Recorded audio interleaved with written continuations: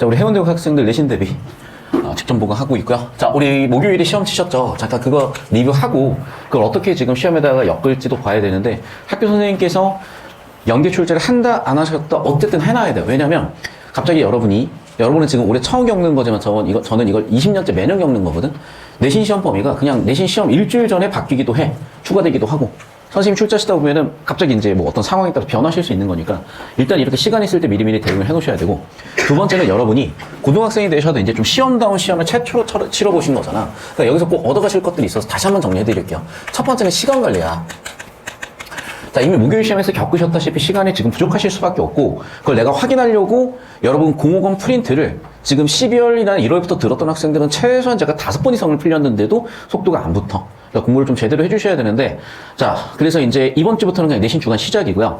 이 부분에서 좀 얘기 드릴 게 있어. 자, 여러분 1페이지는 항상 1번부터 3번까지 해서 설명문 구조의 화법이 나오고, 4에서 7번까지는 화작문 통합형이 나오고, 8에서 10번까지는 설득의 장문이 나와요. 그리고 아시다시피 11번에서 15번은 문법이 나오는데, 이거 출제한다 하지 않는다 얘기 있으셨니 없으셨니? 안 하신다고 출제를 아예 안 하신다 그러셨다고요? 자, 상관은 없어. 근데 프로 오시면 다들 아실 거야. 자, 여러분, 얘네가 시간이 얼마가 걸려야 되는 거냐면, 얘네 다 해서 15분 컷이 나오셔야 돼. 왜 그러냐, 여러분? 독서나 문학 훨씬 정보량이 많잖아.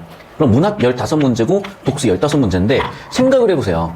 독서에다가 여러분은 35분 정도 쓰시게 되고, 문학에다 25분 정도 쓰시게 돼. 이게 상식적이야, 정보량을 보게 되면. 그리고 마킹하고 예비시간까지 5분이야. 그러면 딱 80분이야. 그러니까 사실은 여러분 15번까지 15분에 끝냈어야 되고요. 문학 15문제 25분에 끝냈어야 되고요. 독서 15문제 35분에 끝냈어야 되니까 여러분이 지금 상상하기 힘든 속도로 문제가 빨리 풀리셨어야 돼요. 그럼 어떻게 해야 되는 거냐? 그냥 반복입니다. 여러분 지금 어떤 문제가 있는 거냐면 손이 보여. 손이 안 보일 정도로 빨라야 돼. 자, 무슨 얘기냐? 이런 얘기야. 저 따라보세요. 여러분 수학을 암산하는 친구들도 있잖아. 이런 부분도 마찬가지인데, 우리 그제 풀었었던 문제야. 제가 바로 풀어볼 건데, 이런 문제는 11번, 12번이 정확하게 각각 30초도 안 걸려야 돼. 자, 왜 그런 거냐? 첫 번째, 이런 유형을 뭐라고 하냐면요, 독서 통합형 문법이라고 해. 빨리 적어. 자, 독서 통합형 문법은 독서가 아니라 문법이기 때문에 해법은요, 문법 개념부터 적용하시는 거예요. 자, 그리고 1번 선지부터 보실 건데, 단일어는 당연히 단어가 어근이 하나로 이루어진 애들이고, 합성어는, 파생어는 복합어에 속하는 거 맞고, 여기 얘는 분위파 기호를 쓴 거야, 제가. 접사는 당연히 어근에 붙는 애니까 붙임표를 붙이는 거고, 정답 4번이 바로 보이셔야 되는데 왜 안 보이신 거냐? 개념 로딩이 안 돼서야. 그래서 제가 자꾸 백지복습해라, 개념 정리해라 얘기 드리는 게 뭐냐면, 지금 이제 앞에 있는 이 학생, 필기 제일 잘 외우는 학생이 있어요. 이 학생도 문제 풀면서 050 교재로 돌아가시더라고요. 이걸 눈복습만 하시면 안 돼요. 무조건 손복습을 해야 인출도 되고 머릿속에 저장도 되는 거야. 그럼 여러분이 이 문제 풀기 위한 개념들이 어떻게 암산되셨어야 되는 거냐? 암산한 풀이 과정을 써드리면 이렇게 정리되셨어야 돼. 자, 여기에 해당되는 개념은 뭐죠? 단어의 형성이야. 단어는 크게 두 가지 구조로 형성이 돼요. 첫 번째는 단일한 구조, 그래서 단일어라고 해. 복합된 구조, 그래서 복합어라고 하는 거야. 그러면 단일한 건 말 그대로 단어가 의미가 단일하니까 어근이 하나인 거야. 복합어는 두 가지 구조가 있어요. 어근 두 개가 합성되거나 또는 어근 두 개 이상이 합성되거나 어근에 접사가 붙는 건데, 뒤에부터 꼬리미자를 써서 무슨 미사라고 하는 거야? 접미사. 또 머리에부터 머리두자를 써서 먼두사, 접두사라고 하는 거야. 그러면 봐, 접두사 플러스 어근이 붙어 있죠. 그런데 얘네를 따로 분류하는 개념 아시는 사람 없어. 자, 그러면 두 가지. 어근 플러스 어근은 뭐야? 합성어야. 어근 플러스 접사는 뭐야? 파생어야. 그러면 합성어냐 파생어냐? 복합어의 하위 항목이 1번, 2번이잖아. 이걸 분리하는 기준은 접미사, 접두사 아니죠. 뭐야? 어근이냐? 어근에 접사 붙어 있냐? 이해되셨어? 그렇기 때문에 당연히 보시면 알겠지만 복합어라는 애는요, 어근과 접사 결합하는 위치 아니죠? 이해되셨어? 어근이냐 어근 접사냐는 거야. 그러니까 바로 4번이 30초 안 컷으로 보이셨어야 되는 거고, 요 정도 속도로 문제를 풀지 않으면 여러분 절반도 못 풀어야 되시네요. 그럼 어떻게 해야 돼? 어마어마하게 반복 숙제를 하셔야 돼. 손이 바빠야 돼. 손이 바빠야 돼. 손이 바빠야 돼. 손이 바빠야 돼. 그러니까 여러분 지금 이렇게 자기 나름대로 포스트잇 같은 거 떼가지고 안보고 쓰고 한 번 더 쓰고 요렇게 하셔야 돼. 잘하고 계신 거고, 태블릿 PC도 괜찮은데 가급적이면 저는 이게 손으로 쓰는 거를 추천드리는 이유가 학교 시험을 지필평가로 치기 때문인 거야. 그러니까 뭐 태블릿 PC로 정리해 놓는 거 괜찮아요. 좋고, 하지만은 반복해서 하는 거는 시험에 대한 대비도 되기 때문에 가급적이면 손필기 하시는 걸 저는 추천드리고, 자, 하나 더 말씀드린다. 다시 한번 얘기하자면 해운대고 남고고, 저도 남고를 다녔고, 저도 여러분 같은 선발된 고등학교를 다녔기 때문에 잘 아는데, 니네가 최고를 갔으면 운동으로 승부를 보는 거야. 너희는 공부로 승부를 보는 거야. 근성을 가지고 공부로 승부를 보셔야 되고, 손이 바쁘셔야 돼. 손이 바쁘셔야 돼. 손이 바쁘셔야 돼. 근성 있게 하세요. 근성 있게. 자, 계속 갑니다. 다시 한번 얘기한다. 이게 인출 안 됐기 때문에, 이걸 안 보고 못 썼기 때문에 30초 컷이 안 나온 거야.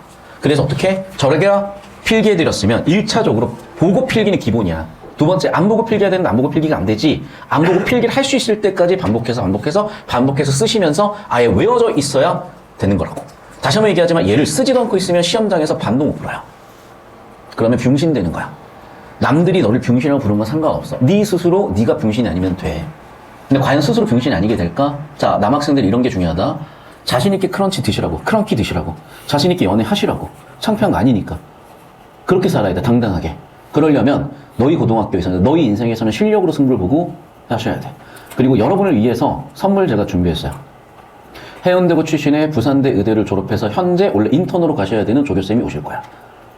아, 정말 이걸 선물이라고 받아들이네? 아, 역시 뭔가 결이 다르다. 왜 의사분이 오셨는지는 알겠죠? 지금 파업 중이기 때문에. 이건 존나 운빨 뒤진 거야. 20년 전쯤인가? 우리 누나도 의학 분업한다고 그때 파업 한번 했었어요. 그래서 언제 가실지 모르는 분이니까 다음 주 토요일에 오실 거예요. 오시면은 얘기도 많이 해보시고, 여러분 딱 해운대고 선배님이시고 부산대 의대 지금 졸업하셔가지고 인턴 3월 1일부터 하셔야 되는데 지금 놀고 계셔. 나라면 말이야, 해외여행을 가서 뒤지게 더 놀다 올 것 같은데 놀지도 않아. 진짜 되게 특이하신 분들이야. 근데 그렇게 하셔야 돼. 왜? 갑자기 인턴 복귀해가지고 할 건 얼마나 힘들겠어. 그러니까 여러분 기회가 되셨을 때 가시기 전에 질문 같은 거 많이 하시고 그렇게 하십시오. 모르지. 이제 다시 와 그러면 가셔야 되는 거야.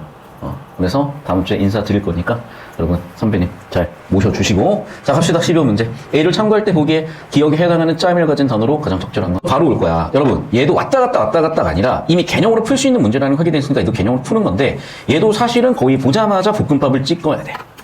20초 컷, 10초 컷이 나와야 돼. 그럼 20초 컷, 10초 컷이 어떻게 나오는 거냐면 이쪽으로 오십시오. 자, 우리 아까 11번 문제에서 단어의 형성이 딱 보였었잖아. 자, 여러분 시험 범위가 지금 의문하고 형태소 확정이야. 그래서 형태소 문제가 있어서 계속 지금 보고 있는 거다, 제가. 아까 첫 번째 문제도 형태소 문제잖아. 두 번째 문제도 형태소 문제야. 자, 그럼 두 번째 문제 형태소 문제에서 기억을 보니까 어떤 구조로 돼야 되는 거야?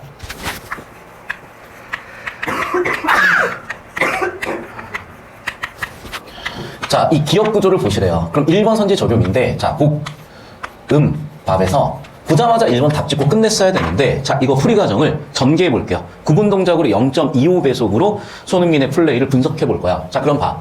이제 복이라는 거는 뭐니? 볶음이라는 건 뭐니? 라고 했을 때 맨 처음에 여러분 판단하셔야 되는 건요, 얘의 품사야. 즉, 개념은 단어 개념이고 형태소 개념이야.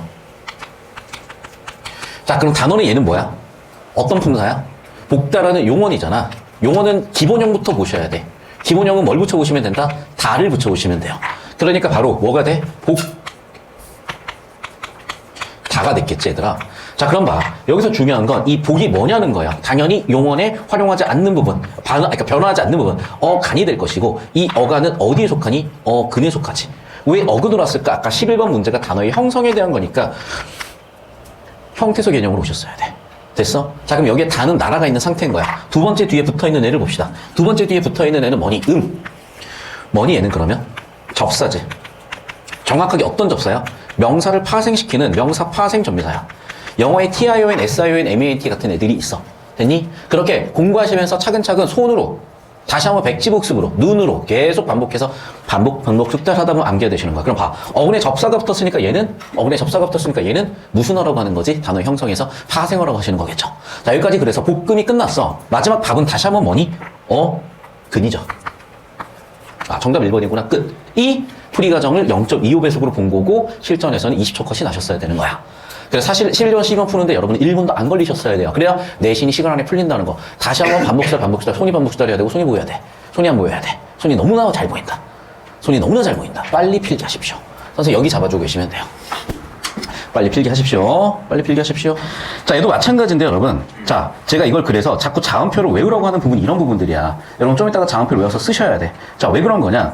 우리가 자음을 분류하는 기준은 두 가지야.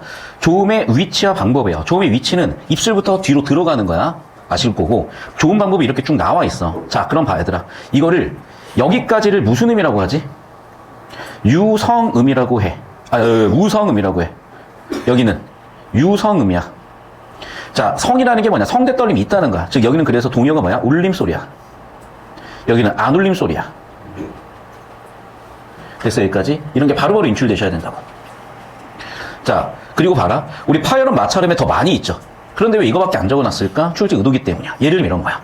자, 달림에서 이쪽 방향으로 영향을 줬다 한다. 이쪽 방향으로 영향을 줬다. 자, 발음의 순서대로니까 무슨 동화? 순행동화라고 하는 거야. 자, 왜 동한 거냐? 봐. 리을로 바뀌었지. 누구의 영향을 받았어요? 앞에 있는 리을의 영향을 받았지. 리을의 영향을 받아서 유음으로 바뀌었으니까 뭐라고 하는 거야? 유음화라고 하는 거야. 음운이 바뀌었으니까 뭐라고 하는 거야? 교체라고 하는 거야. 그럼 비슷해졌으니까 무슨화? 순행동화라고 하는 거야. 됐어? 그래서 첫 번째는 뭐냐? 방향이 어떻게 되는 거냐? 순행이냐? 자, 두 번째 보자. 장문은 거꾸로 왔지? 무슨 동화? 역행이라고 하면 되겠죠. 해돋이 뒤에서 왔죠? 무슨 동화? 역행동화라고 하면 되겠지. 자, 퀴즈. 해돋이에서 얘는 무슨 변동이야? 무슨 음화? 국외음화야. 자, 그러면 질문. 왜 국외음화는 뒤음운의 영향을 받았을까? 그런 거를 다 서술형으로 쓰실 수가 있으셔야 돼요. 써. 왜 국외음화는 역행동화일까? 자, 다시 한번 얘기한다. 봐. 국외음화는 보시면 알겠지만 디귿이 어디로 가는 거야? 지읒으로 바뀐 거야. 그러면 파열음이 파찰음으로 좋은 방법도 바뀌었고요. 잇몸 소리가 입천장 소리로 좋은 위치도 바뀐 거야. 왜 좋은 위치가 바뀌었을까? 아까도 얘기했지. 자, 이렇게 단면도를 봤을 때 혀는 들을 발음할 때 보면은 이렇게 혀랑 이가 만나요. 그래서 잇몸 소리의 동요는 뭐야? 치조음이야. 왜? 이랑 만나서 발음이 되니까. 그런데 이 모음을 발음해 보시면 알겠지만 혀가 어떻게 되는 거냐면 이 해봐 이, 드 해봐 드, 이, 드를 할 때는 여기 앞에 붙어 있는데 이를 하는 순간 혀가 뒤로 가버려요. 이해됐어? 혀가 뒤로 말리기 때문에 발음의 위치도 뒤로 말려가는 거야. 그래서 입천장 쪽으로 드 했던 애가 이 해봐. 디 해봐. 그러면 D가 하면서 혀가 뒤로 말리는 거야. 혀가 뒤로 말리면서 좋은 위치가 뒤로 가는 거지. 그래서 구겸이 됐다. 이걸 서술형으로 쓰시는 거야. 이해되셨어? 거기까지 하시는 거야. 기본이야. 그러니까 제가 방금 얘기한 내용들이 머릿속으로 그냥 암산으로 떠오르셨어야 돼요. 이런 부분들이. 됐어? 자, 그럼 다시 한번 얘기한다. 구겸음화는 뭐가 바뀌었다? 좋은 방법도 바뀌었고 좋은 위치도 바뀌었다. 자, 달림 유음화 보자. 유음화는 그럼 뭐가 어떻게 바뀐 거야? 자, 니은이 니을로 바뀌었지. 이렇게 바뀌었지. 그럼 뭐만 바뀐 거야? 좋은 방법만 바뀐 거야. 자, 두 번째 장군 같은 경우에는 기억이 이응으로 바뀌었지. 기억이 이응으로 바뀌었다. 기억이 이응으로 바뀌었다. 기억이 이응으로 바뀌었다. 뭐가 바뀌었다? 역시 좋은 방법이 바뀐 거야. 그러니까 세 번째 좋은 방법의 변화도 여기에 써 있는 게 보이셨죠? 됐어? 그래서 다시 한번 얘기한다. 첫 번째 뭐라고? 방향의 변화. 세 번째 뭐라고? 좋은 방법의 변화. 또는 좋은 위치의 변화. 그리고 중간에 있는 얘를 무슨 화라고 하는지까지. 첫 번째 건 유음화, 두 번째 건 비음화, 세 번째 거는 국외음화. 전부 다 교체가 되시겠고 방향과 좋은 방법 변화냐, 좋은 위치 변화까지 다 처리하셔야 되는 거고, 그러려면 이렇게 표까지 처리하셔서 암기하셔야 되는 거고, 당장 자음표를 그리라고 했을 때 그냥 그리실 수 있으셔야 돼요. 그게 공부야. 그게 내고 나면 문제는 바로바로 보여. 그럼 봐봐. 이게 암산으로 됐기 때문에 문제를 보자마자 5초 컷으로 확인이 됐어. 자, 그럼 이제 바로 선지로 가는 거야. 자, 그럼 볼게. 뒤 음운의 영향을 받아서 음운의 반복만 바뀌었대요. 자, 그럼 여러분 보시면 알겠죠? 첫 번째는 뭐라고요? 뒤 음운의 영향을 받았으니까 무슨 동화야? 역행동화죠. 두 번째 개념은 뭐야? 좋은 방법이 바뀌는 거야. 자, 그럼 1번 볼게요. 난로라고 뒤쪽에 유음의 영향을 받아서 바뀌었으니까 유음화 됐고, 역행동화 됐고, 유음화는 아까 좋은 방법 바뀌는 거 확인됐으니까 기억 오케이야. 근데 마지, 국외음화 같은 경우는 둘 다 바뀌었으니까 아웃이고요. 실내는 이쪽 방향이니까 순행동화라서 아웃이에요. 답은 기억 리을 정답 2번 끝 20초 컷 나야 돼. 이해되셨어? 요 정도 속도로 여러분 내신 안 풀면 다시 한번 얘기하지만은 반도 못 푼다요. 필기하셔야 돼요. 필기하십시오. 손이 바쁘셔야 돼. 약간 기어가 바꿔 돌아가야 돼, 얘들아. 설렁설렁 뛰고 계시면 안 돼요. 요즘도 스타냐 너희? 그 APM인가 뭐 있잖아 이거 속도 측정하는 거. 그런 거 없어? 야 봐봐. 페이커 화면 보면은 뒤지게 빨라. 그런 느낌이야. 좀 스피디하게 처리하셔야 돼. 손이 바쁘셔야 돼. 손이 바쁘셔야 돼. 손이 바쁘셔야 돼. 시험범위에 해당하는 문제는 세 문제 여기까지여서 여러분, 자, 이게 시험범위로 나오든 안 나오든 결국에는 내신 똑같아. 이 문제일 거야. 그러니까 똑같은 문제가 나오는 게 아니라 이 느낌이 문제일 거야, 어차피. 여러분, 부교재를 푸시나 뭐를 푸시나. 속도감 있게 풀어주시고, 자, 기출문제나 교육청 문제는 모든 문제의 원형이기 때문에 계속 반복풀이를 시킬 겁니다. 그래서 여러분 이제 문제풀이를 속도감 있게 좀 해주셔야 되고, 어쩔 수 없이 제가 다 풀어드리고 개념도 정리해드렸으니까 속도는 여러분 몫이다. 아시겠죠? 내신 필기를 제가 다 올려놨고요. 내신 필기를 다시 한번 복습하실 건데 이미 다 알고 있으신 내용이고 수업을 다 들으신 내용이시겠지만은 한 번 더 정리하는 이유는 복습하는 거야. 그래서 백지 꺼내셔가지고 싹 다 필기하시면서 따라오시면 돼요. 자, 일단 학교 시험 범위 의문과 형태수 확정이라고 드렸고 그 이유가 나올지 안 나올지 모르겠다고 하셨는데 일단 해놓으셔야 돼. 왜냐면 시험 임박해가지고 시험 범위 확정돼 버리면 대책이 없어. 그러니까 지금 저는 진도를 더 미리 나가놓겠습니다. 자, 이어서 올 건데 뜯지 말고 그냥 쓰시면 돼. 쓰셔가지고 정리 하나 하세요. 그러니까 연습장 하나 갖고 다녀 제발. 자, 일단 의문에 여러분 선생님 필기를 제가 다시 한번 재구조한 건데 여러분 선생님께서는 의문에 대한 정의를 하셨고 음소와 운소로 나눴어. 그러니까 음소는 뭐냐? 닉네임이 분절 의문이야. 종류는 당연히 자음이 있고 모음이 있어요. 선생님께서 자음을 무슨 소리라고 하셨지? 닷소리야 헛소리야. 뭘 뭐라고 하셨지? 닷소리야 헛소리야를 적어주십시오. 그러니까 다시 한번 얘기하자면 어떻게 하셔야 돼? 백지복습 백지복습 백지복습이야. 계속 백지복습이야. 그래서 아예 외워져 있어야 돼 이런 게. 자, 두 번째 운소에 대해 설명을 하셨는데 제가 이거 진짜 계속 니네 필기를 보면서 고민하고 짜증 부리는 게 아니라 뭘까라고 심각하게 고민을 하다가 어느 순간 밝혀진 거야. 어느 날 갑자기 해리의 인스타 스토리에 재밌네 라고 올라왔고 저도 방금 재밌네라고 한 이유가 이제 모든 걸 알게 된 거지. 그래서 물어봤어요 여러분한테. 미친놈이에요 제가. 왜? 저는 이게 재밌어요. 여러분은 다 환승연애가 재밌었겠지만 자, 학교 선생님께서 이걸 이렇게 화살표로 해놓으셨더라고. 뭔 소리지 싶었어요. 자, 무슨 얘기냐, 우리나라 말에도 운소라는 게 있어. 음소는 뭐냐면 성조. 자, 경상도 토박이 손 이 발음해봐. 이 발음해봐. 2의 2제곱 발음해봐. 2의 2승 발음해봐. 구분이 되더라고요. 서울 애들은 구분을 못해요. 그 얘기야. 이게 바로 성조야. 됐어? 자, 그럼 옛날에는 사성이 있었어요. 이 사성까지는 학교 선생님께서 설명을 안 하셨고 이건 국어사에서 설명을 할 거니까 그때 갈게. 근데 사성이 없어졌는데 아까도 얘기했지만 경상도에는 반도처럼 남아있어. 일부. 자, 그럼 이게 뭐로 바뀌었냐? 장단, 길이로 바뀌었다는 걸 선생님께서 설명을 해주셨어. 됐니? 국어사적으로 이런 내용이 보였기 때문에 제가 하나 필기를 해드렸으니까 체크를 해보시고, 두 번째 여러분 학교 선생님께서는 음음과 음성에 대한 구분을 해놓으셨어. 일단 일반적으로 음성이라는 건요, 그냥 사람의 소리야. 정확히 사람의 목소리야. 음은 뭐냐면 의미를 갖는 소리야. 자, 그럼 이거랑 동의어를 학교 선생님께서 뭐라고 필기를 해주셨지? 필기한 애들 봐. 이거 뭐라고 써주셨지?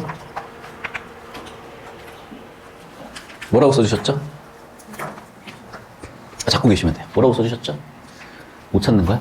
여기 있잖아, 위에. 자, 의문은 추상적이다. 그 다음에 음성은 실제적이다, 물리적이다. 됐어? 음성이 뭐라고? 실제적, 물리적. 자, 의문은 추상적이라고 한 이유가 뭐냐면 의미를 갖잖아. 의미는 우리가 실제 발음을 한 발음의 그 발음을 가지고 얘기하는 게 아니라 발음을 통해서 의미를 만들었잖아. 의미라는 건 추상적이잖아. 그래서 추상적이라고 하신 거야. 그런데 봐, 소리는 다 뭐야? 파장이야, 얘들아. 떨림에서 만들어내는 파장이야. 파장이니까 물리적이라고 하신 거야. 그리고 파장이니까 물리적인 스펙트럼 확인되니까 실제적이다라고 얘기를 하신 거야. 여기까지 이해되셨어? 자, 필기 정리해 놓으시고 학교 내신은요, 잡고 계시면 돼요. 학교 내신은 이런 식으로까지 낼 수가 있기 때문에 정리해 놓으시고 하나 더 보자. 뭐라고 되어 있다고? 필기 놓으십시오. 됐죠? 자, 그러다 보니까 얘네는 우리가 소리 스펙트럼, 소리 파장을 봐야 돼. 그건 대학교 4학년 전공 수업이야. 여러분한테 의미 있는 건 뭐라고? 이거야. 그래서 이걸 이론화 시키시는 거야, 이제. 왜? 추상적이니까 이론화가 되겠지. 여기까지 정리가 되셨을 겁니다. 자, 그 다음으로 이어지는 꼭지는 뭐냐면 첫 번째 꼭지는 의문에 대한 정의와 종류 각각 정의를 한번 해봤고, 지금 현재 남아있는 분절 의문이 대부분의 의문을 차지한다. 운소는 1% 정도밖에 차지하지 않는다 라고까지 학교 선생님께 설명을 해주셨고, 운소는 당연히 비분절 의문이라는 것도 필기해 놓으시면 되겠고요. 자, 이어지는 두 번째 개념은 뭐냐면 그 의문의 종류에 대해서 자음과 모음을 나눠 놓으셨는데 자음표, 모음표 안 보고 그리셔야 돼. 아시겠어? 자, 어디에 있다? 방금 나눠드린 제 공업원 프린트에 76페이지에 정확하게, 77페이지에 정확하게 있으니까 안 보고 그리셔야 되는데, 자, 이거 좀 이따가 그리시는 시간을 드리고요. 좀 이따가 그리시는 시간을 드리고, 여러분 학교 선생님 필기를 보면 특이한 부분이 있어서 설명을 해야 돼요. 자, 이쪽으로 와. 일단 학교 선생님께서 이 민주주의의 의에 대해서는 출제하지 않는다라고 얘기를 정확하게 하셨기 때문에 안 다뤄야 돼. 그런데 어쨌든 필기가 있어서 이제 건드려 드렸다면 이런 거야. 민주주의의 의를 왜 내는 거냐? 지금 의가 4개 있잖아. 이 4개의 발음이 경우의 수가 각기 달라. 자, 첫 번째 규칙은 뭐냐면 첫째 음절에 나오는 의는, 예를 들면 뭐가 있니? 의미 같은 게 있어. 의미는 무조건 의라고 발음을 하셔야 돼. 근데 예를 들면 예를 들면 첫째 음절이 아닌 애들이 있고 특히 조사가 있어. 예를 들면 의, 미, 의가 있을 거야. 그러면 이 관형격 조사 의는 뭐라고도 발음이 된다는 거야? 당연히 의라고도 발음이 되지만 애라고도 발음을 한다는 거야. 됐어? 그래서 이런 규칙들을 적용해 놓으시고 그러면 이 네 가지가 있으니까 네 가지가 이렇게도 이렇게도 이렇게 쓰면서 경우수가 생길 거 아니야. 어떤 학교 내신에서는 야 다 쓰라고 나오는 경우도 있어. 그럼 애들 당연히 변별을 되시겠죠. 그런데 일단 니네 학교 선생님 필기에는 안 낸다라고 하셨기 때문에 여기서 끝나면 안 되고 여러분한테 아주 쉬운 과제 하나 드릴 건데 선생님 이거 정말 안 나오나요? 라고 꼭 물어보셔야 돼요. 왜? 학교 선생님마다 생각이 달라. 너 지금 일단 문법 선생님께서 문법을 내시겠지만 문법 선생님 한 분이셔 두 분이셔? 한 분이셔? 확실해? 그러면 그 선생님한테 여쭤보셔야 돼요. 선생님 이거 정말 안 나오나요? 라고. 됐어? 정확히 물어보시고 나온다고 하시면 제가 다음 주에 설명드릴 거고 안 나온다고 하면 그냥 넘어갈게. 됐지? 자, 그 다음에 방금 이 내용까지 포함해. 그래서 이쪽 정확하게 내는지 안 내는지를 체크해 오셔야 돼요. 왜? 지금 이제 필기를 가져온 학생이 한 나 손 번쩍. 네, 4분 정도 되시고 쭉 보는데 겹치는 게 있을 거 아니야. 그런 것들 위주로 제가 정리를 하고 있는데 이 부분이 한 학생만 적혀져 있어서 이거는 여러분 좀 도와주셔야 돼요. 내가 교복이고 너 대신 학교를 갈 수 있으면 가능해. 좀 비싸게 생겼니 우리? 별로 기분 안 나빠하네. 안경이 같아요. 아, 오케이. 그게 가능하면 할 수도 있는데. 자, 그리고 봐, 이제. 학교 선생님께서 이제 추가로 설명해 주신 것들 중에 이제 모음이 국어사적으로 변했다는 건데 15세기와 현대 국어가 차이가 있다는 건데 무슨 얘기냐? 대표적으로 옛날에는 15세기에 이중모음이었지만 현재는 단모음이 됐다는 거고 하지만 사람들이 쓰기에는 이중모음을 많이 쓰는 것 같아서 이중모음도 허용한다라고 설명을 해주신 거예요. 자, 그래서 위 같은 경우에는 W 반모음 중에 우 여기 반모음 기호 다시고 계시지. 요런 꼴로 해가지고 원래 이중모음이었지만 현대는 그냥 단모음 10개를 정하고 있다요. 근데 여기서 혹시 현대 단모음 6개다 7개다 얘기를 들으신 분 있다 손 번쩍. 없죠? 자, 이게 현대 표준어라고 하는 게 서울말이라고 얘기하잖아. 근데 서울말이 표준어다라는 거에 대해서도 얘기가 많잖아, 사실은. 그거에 대해서 뭐 학자들이 이제 나중에 규정을 하고 하겠지만은 일단 이게 지역마다 조금씩 달라요. 그러니까 서울대 같은 경우는 당연히 어디를 공부하겠어? 전국도 공부하겠지만은 서울, 경기권 위주로 공부를 하실 거고 부산대 같은 경우는 당연히 부산권 위주로 공부를 하실 거고 경북대 같은 경우에는 당연히 대구권 위주로 공부를 하실 거 아니야. 전남대는 당연히 전남 쪽으로 공부하실 거고 제주대는 당연히 제주도를 할 거고 그러다 보니까 이게 지역마다 이게 좀 달라요. 그러니까 현대 서울말은 지금 단모음이 7개만 구분이 된다 또는 6개만 구분이 된다라고 점점 줄어드는 쪽으로 연구하는 내용들이 있어서 이걸 이제 학교 내신하다 낼 수도 있는데 여러분 학교는 부산대 출신 선생님들이 아니면 부산 쪽 방언을 적용해서 보실 거기 때문에 이 내용이 없으면 무시하시는 거야. 그래서 이 내용을 따로 물어보실 필요는 없고 학교 선생님께서 혹시 이런 얘기를 하실 수 있다는 거예요. 잘 정리해 두시길 바라고. 하셨다고 얘기했기 때문에 제가 다시 한번 체크를 해드린 건데 이게 필기는 안 보였는데 내가 왜 쓴지 알겠지. 왜냐면 학교 내신을 하다 보면요. 이런 게 진짜 뜬금없이 터져요. 제가 올해 20개 학교 분석하고 있거든. 그러니까 지금까지 제가 100개 넘게 있는 학교를 분석했고 브랜드 학교 30개 중에 15개를 지금 올해째로 분석을 하고 있는 거야. 하다 보면은 분명히 80%는 되게 비슷한데 20%가 학교마다 차이가 있고 이런 부분에서 또 최상위권 학생들이 변별되는 게 보이는데 문제가 뭐냐면 그해 갑자기 기간대 쌤이 들어오신다든지 그해 갑자기 3학년 선생님이 내려오신다든지 변수가 무궁무진하게 터지기 때문에 그 해 필기를 가지고 수업하는 수밖에 없어요. 그래서 기본이 되는 80%를 이미 같이 했고 디테일 20% 잡아드리기 위해서는 제가 교복 입고 들어갈 수가 없어. 물론 가능할 수도 있어. 근데 제가 그렇다고 학교를 20개씩 다닐 수는 없기 때문에 여러분이 좀 노력을 해주셔야 된다는 거 다시 한번 당부 말씀드리고 이쪽으로 오겠습니다. 자음표 그리기 전에 옆에 자투리 개념들이야. 그러니까 이게 중요하다기보다는 자투리인데 문제는 자투리다 보니까 학생들이 소홀하게 공부해서 놓칠 수가 있어서 지금 미리 정리를 해드리고 있습니다. 자, 늘 같은 경우에 뭐라고 하는 거냐? 얘를 두 가지로 발음이 된다는 거. 이런 걸 이제 변임이라고 하는데 자, 위쪽에 오는 이 초성에 오는 르를 뭐라고 한다? 설전음.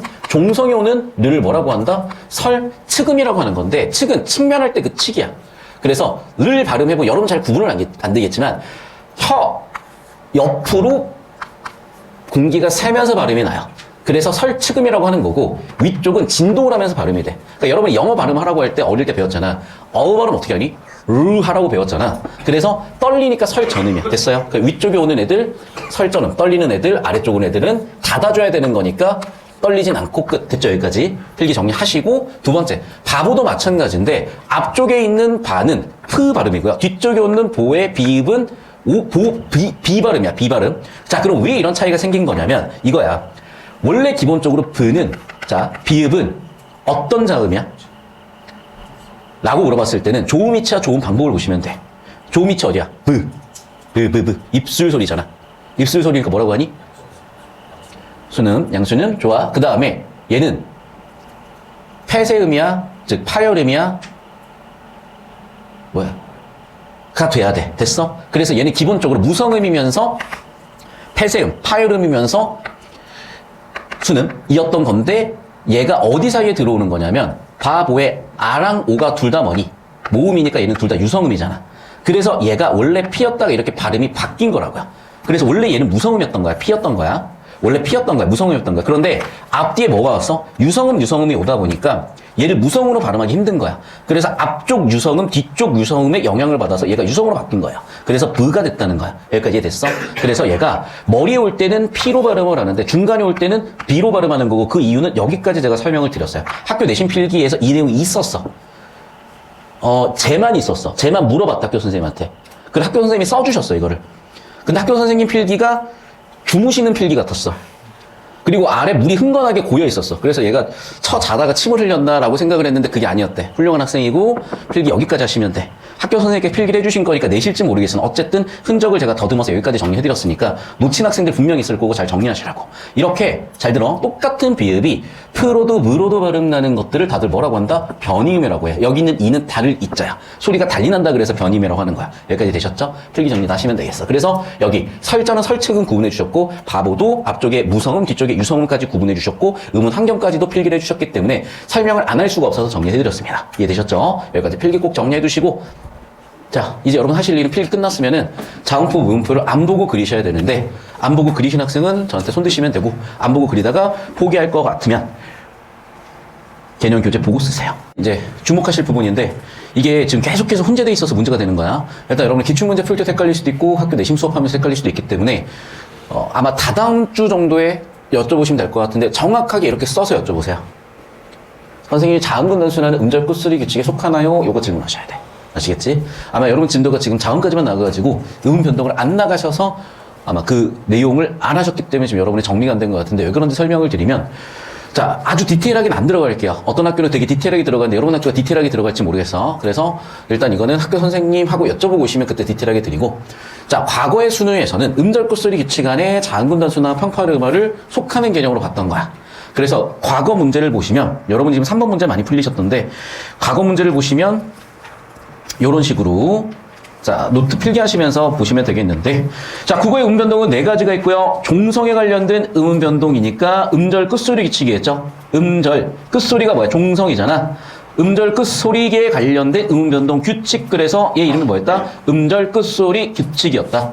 음절 끝소리 규칙은 과거 기준으로는 7종성 규칙이었어요. 왜 그러냐? 이게 종성부용 초성이라는 15세기 훈민정음이 제자될 때 이 내용이 정리가 돼서 이걸 계승하는 형태로 시험에 출제가 됐었던 거예요. 자, 봅시다. 다시 한번 얘기하지만 과거 수능에서는 2009 개정교육과정 적용이다 보니까 20학년도 수능까지는요. 음절 끝소리 규칙 안에 자음근 단수나 평파르마가 둘 다 속해 있었다고. 그래서 제가 수학 기호로 써준 거야. 합집합이야. 됐죠? 자, 이제는 바뀌었어. 둘은 교집합은 공집합이야. 완전히 다른 개념이야. 이해되셨어요? 자, 여러분 정확하게 워딩 이렇게 써서 여쭤보시고 오셔야 돼. 자, 왜 그런 거냐면 얘는 보시다시피 20학년도 이전 수능이잖아. 옛날 교육과정이야. 옛날 교육과정이다 보니까 옛날 교육과정에서는 종성에 관한 규칙의 근거를 어쩔 수 없이 국어사적으로 가져왔어요. 그래서 훈민정음에서 종성, 부용, 초성이라고 해서 과거에는 8개 자음을 쓰다가 7개 자음 쓰다가 7개 자음 써요. 8개 자음이 어떻게 됐었던 거냐? 15세기에는 기역, 니은, 디귿, 리을, 미음, 비읍, 이응, 시옷. 하나, 둘, 셋, 넷. 디귿 빠졌다. 잠깐. 하나, 둘, 셋. 기역. 하나, 둘, 셋, 넷, 다섯, 여섯, 일곱. 하나 더 있는데? 미음. 비읍, 미음, 이응, 시옷. 이렇게 8개가 쓰였다가, 자, 이게 16세기로 가면서 어떻게 됐냐면, 시옷과 디귿이 구분이 안 되기 시작을 해서, 원래 시옷을 선택했다가, 다시 시옷을 버리고 디귿 선택으로 가요. 그래서 이게 지금 현대국어까지 오고 있는 거야. 그래서 현대는 지금 이거였던 거예요. 그래서 7종성 규칙으로 봤기 때문에 음절 끝소리에 7종성만 온다라고 설명을 하면서 2가지로 설명을 했던 거고 가는 이름이 뭐다? 파열음, 예사소리. 예사소리는 뭐다? 평음. 그 평음이 파열음으로 바뀌는 거니까 평, 파, 열, 화가 된 거야. 자, 2번째는 뭐야? 자음근. 예를 들면 우리가 밟다 같은 경우에 밟다라고 발음을 하잖아요. 그럼 뭐만 왔어? 지금 받침에 비읍 하나만 왔으니까 리을 탈락이잖아. 그래서 하나의 자음이 탈락됐다. 그래서 얘를 뭐라고 했다? 자음근 단순화라고 한 거야. 그래서 일단은 과거 개념을 보시게 되면 이렇게 두 가지 개념을 묶어서 음절 끝소리 규칙, 종성에 관한 규칙이라고 했던 건데 현행 교육까지 이렇게 바뀌었다는 거야. 이거 꼭 여쭤보셔야 돼요. 앞으로 항상 헷갈릴 거야. 됐어? 그래서 이 내용 꼭 여쭤보셔야 되는 게 첫 번째 이슈고, 자, 두 번째 이슈는 뭐냐면 여러분이 지금 1번, 5번이냐 해서 많이 틀리셨는데 그럴 수밖에 없었던 게, 이거는 모 국문과 교수님이 실제 2017학년도 정확하게 16년 11월이겠죠. 오답이 제기하셨고 서울대 국문과 교수님께서 오답이 제기에 대한 답변을 내부적으로 하셨어. 그래서 그걸 서울대 국어교육과 2학년 수업이었는데 문법 교육론 수업에서 수업하신 게 아직도 기억나요. 저는 지금 딱 이 얘기를 해주시더라고요. 자, 정확하게 뭐냐, 1번이냐 5번이냐 해서 당연히 1번이 틀린 거야. 왜 틀린 거냐? 자, 저 따라오세요. 이렇게 오면 1번이 맞는 거야. 왜? 음절 끝소리 규칙이 쓰였잖아. 그러면 얘냐 얘냐를 선택해야 되는데 이거는 정확하게 개념적으로도 기존 기출로도 확인이 되는 내용이야. 자, 그래서 이런 건 당연히 서술형으로 쓰실 수 있어야 돼. 자, 그래서 기억인지 니은인지 선택하시고 둘 다 선택하셔도 돼. 여러분이 선택한 이유를 서술하세요. 자, 그래서 제가 문제를 쭉쭉 풀린 거예요. 얘가 힌트야. 자, 이 문제를 푸시면 여러분은 대부분 어떻게 푸시냐면 발음을 해요. 그래서 무릎이야 무릎이야 이러고 있는 거야. 전혀 아니라고요. 자, 이 문제는 어떻게 풀리는 거냐? 질문. 이 문제를 푸는데 필요한 개념은 정확하게 딱 두 개야. 여러분 시험 범위기도 해. 힌트가 다 나갔네. 여러분 시험 범위 어디야? 음은 형태소. 끝. 어디다 형광펜 쳐야 돼? 형태소. 아이고. 어디다 형광펜 치셔야 돼? 형태소. 어디? 형태소. 됐어? 자, 형식 형태소가 오면 뭐다? 기억을 무슨 법칙이라고 하죠? 여는 법칙이라고 합니다. 니는 무슨 법칙이라고 하죠? 절음 법칙이라고 합니다. 여는 법칙은 음은 변동이 다니다, 음 변동이 아니다. 왜? 바뀐 게 없어. 이유는 왜 그래? 초성 이응은 음가가 없기 때문이야. 음가 없는 자리에 치고 들어왔기 때문에 변동이 없다고 보는 거야. 여기까지 됐어? 자, 절음 법칙은 읽어보시면 알겠지만 뭘 얘기하는 거야? 음절 끝소리 규칙 얘기하는 거야. 여기까지 내용 이해 안 되는 거 있는 사람 손. 괜찮아. 자, 설명을 드릴게요. 이게 왜 그런 건지. 저 따라오시면 우리가 1단원이 원래 뭐냐면요, 언어 일반이야. 그럼 언어 일반에서 배우는 건 뭐냐면 우리의 사고와 우리의 언어는 서로 영향을 주고받는다요. 자, 그럼 이제 두 번째 배우는 게 보통 음은 단원이고 세 번째 배우는 게 형태소 단원인데, 학교 선생님에 따라서 형태소 단원을 먼저 다루고 들어가시는 이유가 왜 그런 거냐면 우리가 음운에서 음운의 정의도 배우고요, 음운의 종류도 배우고요, 여기서 중요한 거 음운의 변동 현상이죠. 그럼 음운의 변동이라는 게 결과잖아. 변화한 결과잖아. 결과한 건 원인이 있어. 그게 두 가지 원인이 있어요. 첫 번째는 뭐냐면 소리에 영향을 받은 게 있고, 두 번째는 뭐냐면 의미의 영향을 받는 게 있는 거야. 그래서 소리의 영향을 받아서 음 변동이 생기기도 하고 의미의 변화가 생겨서 변동이 생기기도 해. 자, 소리를, 의미를 갖는 소리를 뭐라고 했지? 음운이라고 했잖아. 그래서 소리의 영향을 받는 변동을 음운론적 환경에 의한 변동이라고 하는 거고요. 의미는 형태소가 의미를 가져. 그래서 뭐라고 얘를? 형태론적 환경에 의한 변동이라고 분류를 하는 거야. 여기까지 되셨습니까? 자, 그래서 이게 기본 세팅이야. 이 문제를 풀어나가는. 자, 그럼 이 문제를 풀어나가는 기본 세팅에 따라서 굉장히 중요한 이 음운의 변동을 놓고 다시 한번 자세히 보면은 아까도 얘기했었죠. 저기 나와 있는 여는 법칙은 왜 음운 변동이 아니냐? 초성, 이응은 음가가 없어요. 그럼 초성, 이응, 음가가 없어. 없는데 봐봐. 초성, 중성, 종성. 다시 여기에 초성이 아무것도 없는 자리에 중성, 종성이 있다고 한번 해보자. 그럼 얘가 그대로 여기서 발음 나는 건요, 음파 스펙트럼상 전혀 변동이 아니야. 이해되지? 이해됐어? 그냥 순차적으로 발음이 났잖아. 이해됐어? 그러니까 당연히 얘는 뭐라고? 변동이 아니에요. 여기까지 이해되셨지? 자, 반면에 지금 절음 법칙이라 그래가지고, 절음 법칙은 아까도 얘기했지만 음절 끝소리 규칙이야. 대표음으로 표현하겠다. 그래서 대표음 7종성으로 표현하겠다. 그 얘기인 거야. 자, 물론 현행에서는 좀 더 엄밀하게 정의해야 되는데 일단 옛날은 문제이기 때문에 옛날 걸로 설명을 할게. 됐니? 자, 그럼 봐봐. 무릎 아래에서 얘를 경우의 수는 두 가지야. 무르파레라고 발음할 수도 있고 무릅아레라고 발음할 수도 있어. 여기까지 됐니? 자, 그럼 봐. 일단은 얘는 그냥 연음으로 간 거고 얘는 비읍으로 대표음으로 난 거잖아. 그러니까 즉 음절 끝소리 기축을 적었다, 대표음으로 발음했다. 여기까지 이해되셨죠? 그럼 봐. 지금 원래 피입이었던 애가 비읍으로 바뀌었으니까 이걸 뭐라고 하는 거야? 음운의 변동이라고 하는 거죠. 어떤 변동? 음절 끝소리 기축. 평음엔 파형으로 바뀌었으니까 평파형으로 하는 거야. 여기까지 이해되셨어? 자, 그러면 이 차이는 왜 생기는 거냐? 아까도 얘기한 이 부분 때문에 생기는 거예요. 저 문제를 보시게 되면 봐. 형식 형태소는 뭐니? 의미가 있어 없어? 없어. 실질 형태소는 의미가 있지. 이 부분이야. 그래서 정리하면 자, 어떤 애 다음에 형식 형태소 오잖아. 그럼 형식 형태소라는 건 의미가 죽어 있어요. 의미가 죽어 있다는 거는 발음의 정확성이 죽더라도 소통의 문제가 없어져. 그래서 사람들은 발음을 편하게 하려고 해. 이해됐어? 발음을 편하게 하니까 어떻게 하는 거야? 결과적으로 연음시켜버리는 거야. 그런데 뒤쪽에 실질 형태소가 오게 되면 의미가 살아있어. 그러면 발음을 정확하지 않게 하면 의미가 전달되지 않아. 그리고 얘는 발음의 정확성을 높이려고 해. 발음의 정확성을 높이려고 하니까 당연히 대표적으로 바뀌는 절음 법칙을 하는 거야. 그러니까 정확하게 발음을 끊어서 하는 거야. 그래서 여러분 봐라. 우리가 무릎 아래라고 발음이 돼. 그냥 발음하면. 근데 무릎 아래라고 끊어서 발음을 하게 되면 비유로 바뀌는 거야. 이해됐어? 이렇게 끊는 단위를 뭐라고 하냐? 휴지라고 합니다. 휴지. 됐습니까? 쉼표라고 해서 휴지라고 해. 좀 더 설명을 할게. 자, 그러면 다시 한번 얘기하자면 실질 형태소일 때 휴지가 오는 거야. 형식 형태소일 땐 휴지가 오질 않아. 휴지라는 개념을 정확히 씁니다. 됐어? 여기까지 필기 정리하시면 돼. 됐니? 자, 그럼 끝났어. 여기까지 필기의 정리가 되셨으면 자, 선생님 여기 5초씩 쭉 한번 잡아주시면 돼요. 정확하게 구분 동작으로 5초, 5초, 5초 잡아주셔서 필기할 수 있게 만들어주시고 열심히 필기를 하셔야 돼. 아, 필기를 지금 잘 안 보여서 못하고 있구나. 그럼 이 문제 설명까지 끝난 다음에 필기까지 하셔야 되는데 자, 5초씩 정리하시고 흐름 한번 잡으신 다음에 오실 건데 이 문제를 풀고 이해를 하고 나면 제가 서술형이라고 적었던 기억이냐 니은이냐 판단하실 수 있고 이유까지 설명하실 수가 있을 거예요. 자, 필기 정리 끝났으면 저한테 오시면 됩니다. 자, 그럼 얘들아 봐라. 뒤쪽에 오는 애가 뭔지만 판단하시면 돼. 고개 들어봐. 자, 무릎 위야 무릎 아래 끝났네요. 보시면 알겠지만 이야, 이다, 이니, 이어서 라는 서술격 조사가 들어가 있잖아. 자, 서술격 조사는 조사니까 형식 형태소지. 반면에 위, 아래, 실질적인 의미를 갖고 있는 어근이지. 어근이니까 얘는 뭐니? 실질 형태소지. 됐어? 실질 형태소니까 발음을 정확하게 해주셔야 돼. 발음을 정확하게 해줘야 되니까 당연히 휴지가 들어가 있고 여기 기억이 나오는 것처럼 여기 니은에 나오는 것처럼 어떻게 돼? 대표로 바꾼다고요. 됐니? 그러니까 당연히 여기 뭐가 들어오는 거야? 비읍으로 오셔야 되겠죠. 반면에 여기는 형식 형태소니까 어떻게 오는 거야? 그냥 연음해가지고 무릎 피하가 되는 거겠지. 여기까지 되셨어? 결국 어떻게 푸셨다? 형식 형태소 기읍이다. 형식 형태소 기읍이다. 실질 형태소 니은이다. 되셨습니까? 정답은 그래서 1번 되시는 거야. 자, 필기 정리하십시오. 그러면 이 문제가 이미 언제 출제됐냐? 14년도에 출제됐기 때문에 당연히 3년 뒤인 시험에 이렇게 출제되는 건 당연한 거고.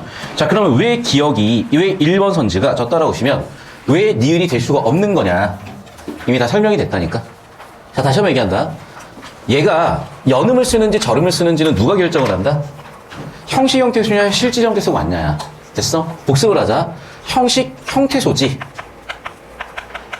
실질 형태소지. 형태소에 의해서 변동이 일어났지. 그럼 얘는 무슨 론적 환경이야? 형태론적 환경이 변동을 결정할 거라고. 이해됐어? 자, 그럼 여러분 보시면 알겠지만 뒤쪽에 형식 형태소나 실질 형태소를 보셔야 되겠죠? 자, 그럼 여기 봅시다. 꼬치는 자, 우리가 아까 배웠던 대로 쓰는 거야. 일단 얘의 기본이 어떤 품사냐 보시는 거예요. 어떤 품사냐 보셨더니 일단 용언에서 온 거야. 용언은 뭐부터 본다? 기본형이야. 기본형은 뭐다? 다를 붙여보시면 된다. 됐습니까? 자, 그 결과 우리는 기본형은 뭐니? 꽃 따져. 그런데 뒤에 뭐가 붙어 있어? 꽃, 희, 다가 붙어 있지. 그러면 여기 있는 희는 이게 우리가 또 배우셨잖아? 어디서 배우셨니? 이희리기, 이희리기 우주 사동피동 전미사에서 배우셨고 이 사동피동 전미사는 문장 요소, 문법 요소에서 배우신 거예요. 그리고 이미 중학교 3학년 때 배우신 거야. 그래서 사실 여러분 우리 고1 개념은 이미 문법이 한두 바퀴 이상 돌리신 상태에서 더 깊이 있게 보시는 거라서 전체 개념 정리가 한 번은 되셔야 돼. 그래 6시간짜리 기초 개념 강의 안 들으신 학생들 있으실 텐데 자, 공부가 안 돼 있으시면 어쩔 수가 없어요. 밤 11시까지 남아서 나머지 공부하셔야 돼. 지금이라도 하면 다행이야. 이걸 1년 더 하고 2년 더 하실래? 자, 그래서 이거 과제 안 돼 있으면 오늘부터 나머지 공부입니다. 무조건. 해오십시오. 자, 그래서 꽃이다는 뭐라고? 사동피동 전미사라니까. 자, 접사는 뭐에 속하는 애들이야? 실질 형태소, 형식 형태소야. 형식 형태소기 때문에 연음을 쓴다니까요. 연음을 한다는 건 무슨 얘기일까? 선생님 연음할 게 없겠는데 두 개가 합쳐져 버리면 되겠지. 그래서 뭐가 되는 거야? 발음이 뭉개져도 된다고. 발음 정확성이 떨어져도 되는 거야. 발음 정확성이 떨어져도 되니까 뭐 시켰겠어? 축약을 시켰겠죠. 이해됐냐? 다시 한번 얘기한다. 얘는 뭐라고? 형식 형태소가 왔지. 형식 형태소니까 형식 형태소는 아까 다 설명했잖아. 형식 형태소는 어떻다고요? 형식 형태소는 지웠네, 저기다가. 형식 형태소는 의미가 죽어 있고 발음 정확성 떨어지니까 발음을 뭉개서 하는 거야. 형식 형태소는 발음 정확성이 떨어지니까 발음을 뭉개서 하는 거야. 여기까지 됐어? 따라서 축약이 되는 거야. 반면에 얘는 볼게. 자, 꽃, 디귿으로 발음이 나려면 뭐가 있어야 된다 그랬어? 아까도 얘기했지만은 이쪽으로 오십시오. 뒤쪽에 실질 형태소가 와서 휴지가 있었어야 된다니까. 됐니? 그래서 만약에 여기 나와 있는 희가, 꽃인의 희가 실질 형태소였으면은 꽃흰이라고 발음했겠죠. 무슨 말인지 알겠어? 그 얘기야. 그래서 뭐라고 서술할래? 뭐라고 서술할래? 희가 형식 형태소이므로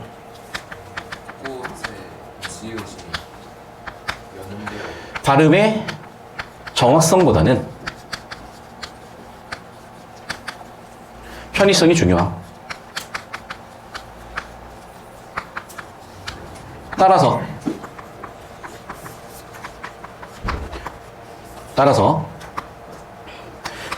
음절 끝소리 규칙 적용이 아니라 뭘 적용한다? 자음 축약을 적용한다. 이해됐습니까? 이렇게 정리해 놓으시고 여러분이 쓰신 정답하고 비교하시면 되겠어요. 그러니까 선생님 여기 기준으로 이쪽으로 잡아주시면 되겠습니다. 자, 그러면 당연히 가에 들어가 있는 건 필기 하시면서 들으시면 돼. 가에 들어가 있는 건 음절 끝소리 규칙인데 꽃이는 그냥 축약인 거지. 음절 끝소리 규칙이 아니잖아. 그러니까 당연히 정답은 5번 되실 거고 답은 고르셨고 다시 한번 저 따라오시면 알겠지만 자, 이게 뭐 국문과 교수님께서 오답이의지기를 하셨는데 그분께서는 뭘 모르셨거냐. 이쪽으로 보세요. 이걸 모르셨던 거죠. 자, 실질 형태소가 왔을 때 여기에 휴지가 들어가는 거지 형식 형태소가 왔을 때 휴지가 안 들어가니까 바로 축약이 들어가는 거야. 휴지가 들어가니까 뭐로 발음해야 돼? 이렇게 발음해야 돼. 휴지가 들어가게 되면. 됐어? 자, 그러면 이제 다시 한번 여기도 분석을 해보게 되면 뭐라고 주장하시는 거냐? 꽃흰에서 뭐부터 어떻게 된다? 먼저 꽃흰이 돼야 되는데 이렇게 되려면 여기 뭐가 있었어야 됐다? 휴지가 있었어야 됐다. 어때 휴지가 온다? 얘가 뭐였을 때? 실질 형태소일 때야. 근데 실질 형태소 아니야, 얘가 원래. 그러니까 실질 형태소였다면 이렇게 온다는 거야. 두 번째는 어떻게 돼야 돼? 꽃흰이 돼야 된다는 거죠. 왜? 디귿 만나면 자음 축약이니까. 디귿 만나면 자음 축약이니까. 됐죠? 그리고 마지막으로 뭐가 되는 거니? 여기 T 플러스 이모 왔으니까 이걸 무슨 음화? 구개음화라고 하는 거고 결과적으로 얘가 마지막 꽃친이 되는 이유를 당연히 니은처럼 설명할 수 있는데 니은이 틀린 이유는 뭐 때문이다? 얘가 형식 형태소이기 때문이다. 되셨죠? 필기 정리 해두셔야 돼. 필기 정리 해두셔야 돼. 그래서 여기 기준으로 5초 잡아주고 오시면 되겠습니다. 자, 그래서 필기 하시면서 들으시면 돼요. 여기 음절 끝소리 규칙이 적용되는 이쪽에서는 얘가 항상 헷갈리고 학교 선생님마다 달리 가르치시기 때문에 제가 다시 한번 주목해 설명드렸습니다. 자, 여러분 사 장르는 여러분 학교 학습지 뒷장 보세요. 뭐라고 돼 있어? 인물, 사건, 배경, 줄거리 잡으라고 돼 있지. 정확해요. 자, 그래서 먼저 인물 정보 잡으시면 되고요. 사건 정보 잡으시면 되고 배경 정보 잡으시면 되고 이걸 이어서 서사 즉 줄거리 잡으시면 되는 게 서사 장르의 특징이야. 선생님 희곡인데 희곡도 시나리오인데 시나리오도 어쨌든 다 뭐다? 서사 장르인 거고. 자, 그러면 초반부에서 인물 세팅 하고 가야 되거든. 자, 인물 세팅 한번 해볼게. 그럼 봐. 일단 정치인 있었죠. 또 조련사 있었죠. 또 경찰 있죠. 또 참고인 자격의 의사 아들, 면회로 어머니, 조련사. 좀 차근차근 볼게.